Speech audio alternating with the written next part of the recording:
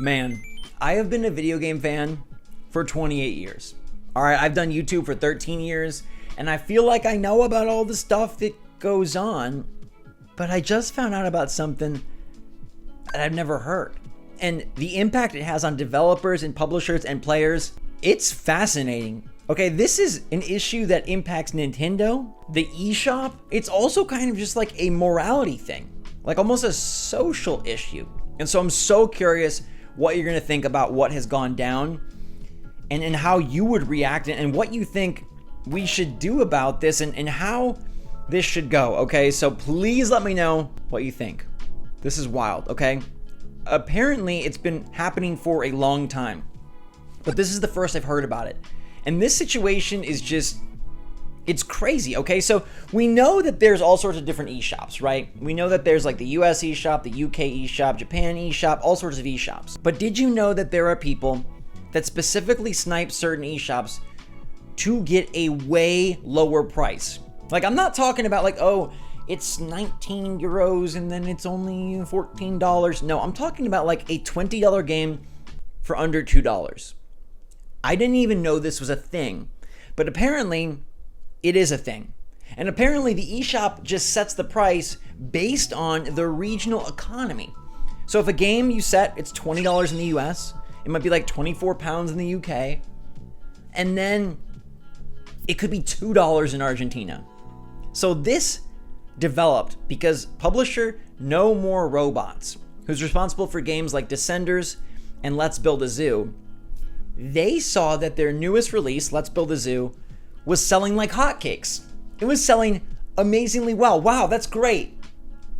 No, because it was selling amazingly well on the Argentinian eShop, where it was about $2.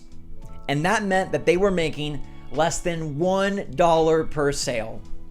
Apparently this is called price tourism, and apparently there are message boards like organized to go and find the very best price and then create those accounts or spoof their IP and buy the game up. So it sort of seemed like it was impending disaster.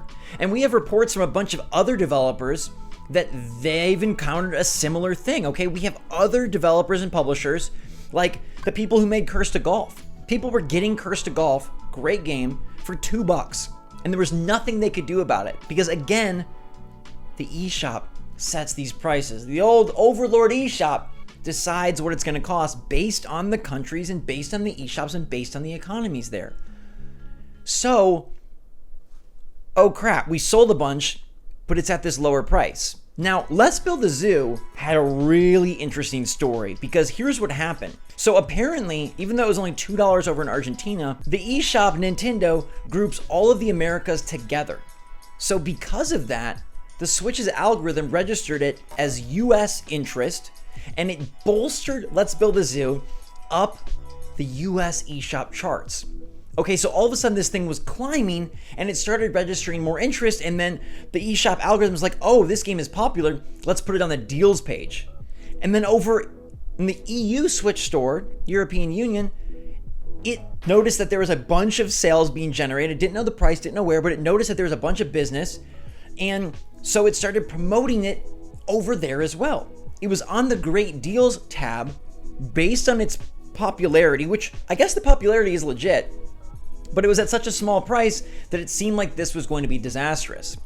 But then, because of the attention it was getting, it started having full price sales as well. It started doing incredibly well, and they say this is No More Robots' best launch to date, beating out Descenders, which was a huge seller. That's like a cycling game. And it was their best Switch launch. It doubled the sales just by being on that Great Deals page, and it really worked out. Now, apparently others have said it has not worked out. And stealthy, sneaky, smart people have found a way to use the regional system to get this cheaper. And I want to focus on that last word there, smart. Is it smart or is it shady? The Switch is a region-free system. I have other accounts. I have Japan, I have Australia.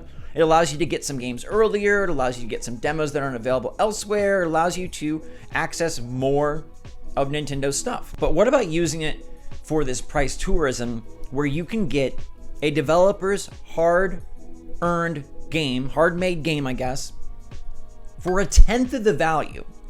Now, there's technically nothing, as far as I know, nothing illegal about this. It's just taking advantage of a poor country and their economy. Now, here's the dark side of it, because you could say, hey, well, what's the harm? It's selling the game. That only hurts the developer, and it's game sales, whatever. But it seems like it also can hurt the countries as well. They gave some anecdotes about how games like Sifu, if you remember that fighting game that came out a couple months back, it stopped being sold in the Argentina eShop because people were abusing this price. So the alternative is we don't sell it there, and then these poorer nations don't have access to all the games. So effectively their release calendar is chopped because people from the US are trying to save 90% value. Now, it's hard for me to blame anyone for trying to get a deal. We always make videos about sales and deals, and I think sales and deals are great. I love that the Switch is so big on sales and deals. And honestly, if there's a deal in the UK or there's a deal in America and you want to swap eShops with a different account, I have no problem with that. I find this to be a gray area. I find this to be, like I said, it's not illegal, but I do find it to be in bad taste. If you're aware of the situation, I don't think you can, in good conscience and good faith, do this.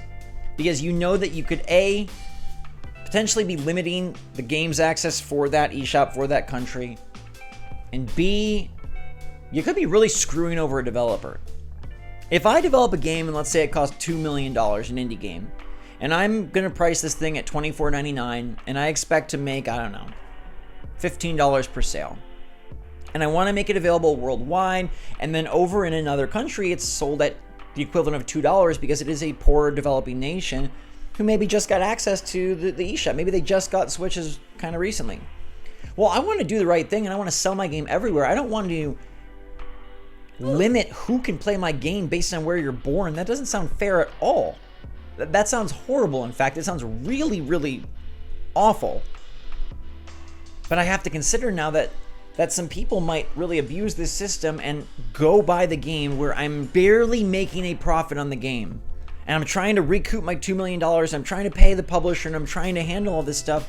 And now I'm screwed, not because the game is bad, not even because the game isn't popular, but because people have found a way to take advantage of this pricing system that the region-free nature of the Switch allows for. Now, I don't know. Is there a way to region lock only certain regions? Is there a way to price lock things so it has to be based in your currency? I don't know. Probably not. That sounds very complicated.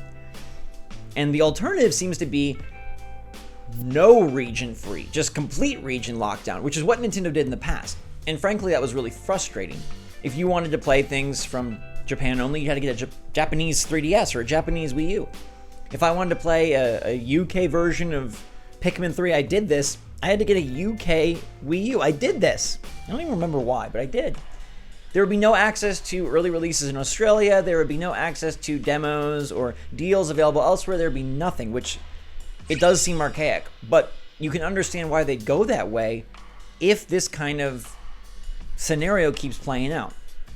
And let's be clear, for Let's Build a Zoo, it was all sunshines and rainbows. It helped bolster their launch. It built the game to a bigger level than it would have been before. And who knows how many of those $2 buyers would have bought the game at $20? I don't know. But it does seem like Let's Build a Zoo is the anomaly, and many other cases are just harming the developers and the publishers by grabbing the game at this extremely low price. It's a really weird situation, isn't it? It's really odd. Like, normally you'd be like, dang, we found a deal. This is great. Normally it's something I'd be like, hey, go do this. It's a great deal. Like, if we see Walmart, we're not thinking about the Walmarts and saying, oh man, the price is low.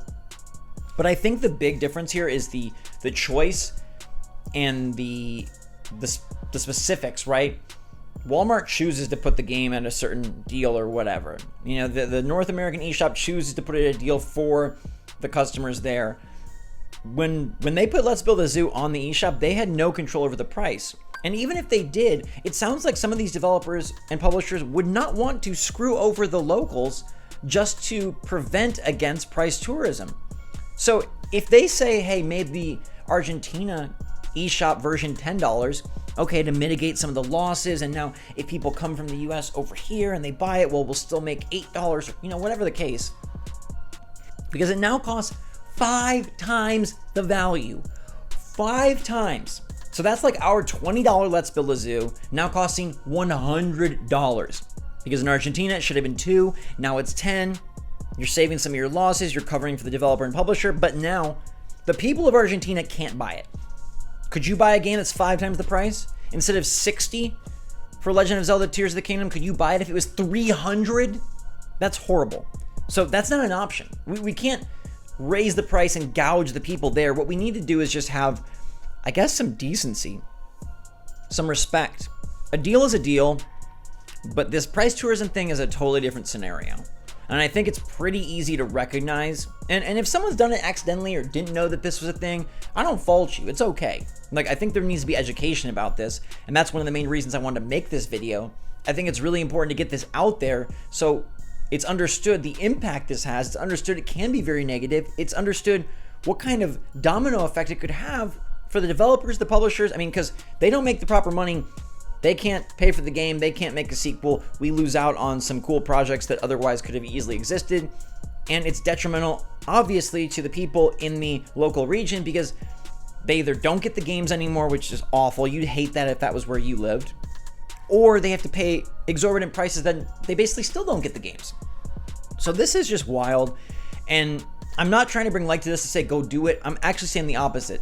Don't do it. And if you know anyone that does do this, let them know the impact that it has. Let them know how this has such a ripple effect, okay?